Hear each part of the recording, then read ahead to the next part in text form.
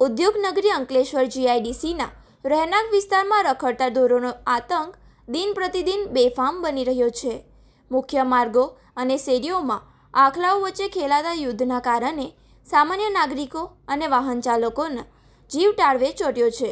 તાજેતરમાં જીઆઈડીસી વિસ્તારમાં રસ્તા પરથી પસાર થઈ રહેલી એક મહિલા આખલાઓની ઝપેટમાં આવી જતાં તેને ગંભીર ઇજાઓ પહોંચી હતી. આખલાએ ભેટી મારતા મહિલાના બંને હાથમાં ફ્રેક્ચર થયું હતું, તેથી તેને તાત્કાલિક સારવાર અર્થે હોસ્પિટલ ખસેડવામાં આવી છે.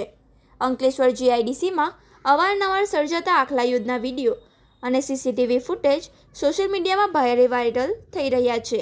ગતરોજ કમલમ પાર્ક પાસે બે આખલાઓ વચ્ચે ભયાનક યુદ્ધ ખેલાતા આસપાસ પાર્ક કરેલી ગાડીઓને ભારે નુકસાન પહોંચ્યું હતું.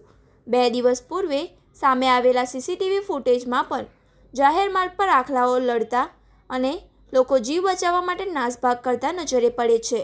આ ઘટના પગલે સમગ્ર વિસ્તારમાં ભારે અફરાતફરી અને ભયનો માહોલ સર્જાયો છે. અંકલેશ્વર જીઆઈડીસી નોટિફાઈડ વિસ્તારમાં પણ સ્થિતિ બદતર બની ગઈ છે. નોટિફાઈડ ઓથોરિટી માત્ર પશુપાલકોને નોટિસ આપીને પોતાની જવાબદારીમાંથી છટકી રહી હોય તેવું ચિત્ર ઉપસ્યું છે. સ્થાનિક રહીશો અને વાહન ચાલકો ઉગ્ર રોષ સાથે સવાલ ઉઠાવી રહ્યા છે.